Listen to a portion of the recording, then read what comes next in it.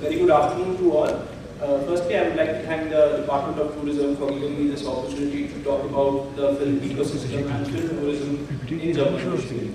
I am Director Information, Jammu and Kashmir, and the Department of Information is basically implementing the film policy. We are looking after all the film permissions and the film shooting. Can we go to the next slide, please? As I'm sure you're all aware, J&K has had very rich history with filmmaking and very close connections with Bollywood. So two of the snapshots that you can see here are Kashmir, Kali and Bobby, and plus there are a lot of other iconic movies. Jammu, Betab and countless others. So filmmaking is not new to J&K, it has a long tradition, and some of these movies are so iconic that in fact some places in Jammu and Kashmir, like the Betab Valley in Pahalgam, that has been named after the movie Betab was shot here. Similarly, the hut which you can see on the slide, this was called the Bobby Hut after the famous song from Bobby was shot in Gulmarg. In the recent years, the government of Jammu and Kashmir has been trying to revive that former glory once again, and I would say that we have been successful to some extent. In the past 2-3 years, we have processed more than 350 film shooting permissions, and we are hopeful that in the coming years, this number will increase manifold, and we have more and more filmmakers coming to J&K and shooting their films there. So, talking about film tourism, I think in the previous session, the respected Chief Secretary made a very strong point that the example of Ladakh and how a single movie could enhance the number of films visited. So films as a visual audience have a very powerful impact. I think all of you would agree that the way films can connect with, audiences can connect with films, and the way films can capture audiences, that is bigger than any sort of marketing that the government or any other agency can do. So filmmaking, of course, has a crucial role to play, and any destination that is showcased in film or TV definitely sees a huge increase in the number of tourist visits. People come to experience different seasons, different cropping patterns. So again, this small clip can showcase Kashmir in a way that it's difficult in any other forms of media. Whenever somebody promotes or shoots in J&K, they act as ambassadors for Jammu and Kashmir, and more tourists are attracted towards Jammu and Kashmir.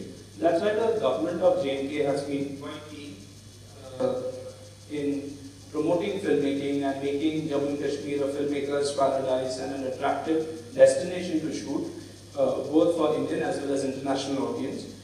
We've recently come up with the Jammu and Kashmir Film Policy 2024 with the objective of not only promoting film tourism but also encouraging local talent and of course bringing in investment and creating jobs for the locals of Jammu and Kashmir. So I'll quickly go over the highlights of the policy to give a brief idea of what all incentives and what all facilitation we are offering to filmmakers. So the first big feature is that filmmaking has been granted industry status. So all sort of incentives like tax incentives or other incentives that are available to industries, they are also applicable equally to film shootings as well as allied activities like theatres or cineplexes, film cities, etc. So whatever benefits are available under the J&K industrial policy, those automatically become available for filmmakers also. Next slide, please. The second big feature is the single window of clearance, and I think this is the biggest, the most important part of the policy, because most often filmmakers feel that the process of getting permissions is not very smooth and people find difficulties in getting clearances. So what we've tried to do is we created a single window portal. You only need to approach one department, which is the Department of Information. We have an online portal, you can register and apply, and all the processes dealing with different departments, whether it is the District Magistrate's Office or the Forest Department, all the coordination is handled by us, and all sorts of permissions, whether it is drone permissions or shooting in forest areas, all these permissions are processed and provided to us through this single portal itself. So our focus, our aim is that filmmakers should focus on the filming part, the creative aspects of filmmaking, while the permissions are handled by the department. Next slide, please. So, to further facilitate and in continuity with the ease of doing business aspect, we have dedicated nodal officers. We assign dedicated officers for each and every shoot. There's a dedicated administrative nodal officer and a dedicated security nodal officer. So if there are any kind of issues that the filmmakers are facing, the producers are facing, they know who to contact, who to get in touch with to resolve their issues. Apart from this, we also have a nodal officer at the unit territory level. So if there are any further issues, you have somebody you can speak to and get your issues resolved. Next slide, please. Another very important feature is that the entire shooting permission process is time-bound. We have broad shooting permission. There's a legislation in the UT of J&K called the Public Service Guarantee Act. Film shooting permissions have been brought under the ambit of the Act, and we are committed to provide film shooting permissions within 30 days. But I'm happy to say that most of these permissions are being processed within 10 to 12 days, so that filmmakers can plan accordingly, execute their shoots. Next.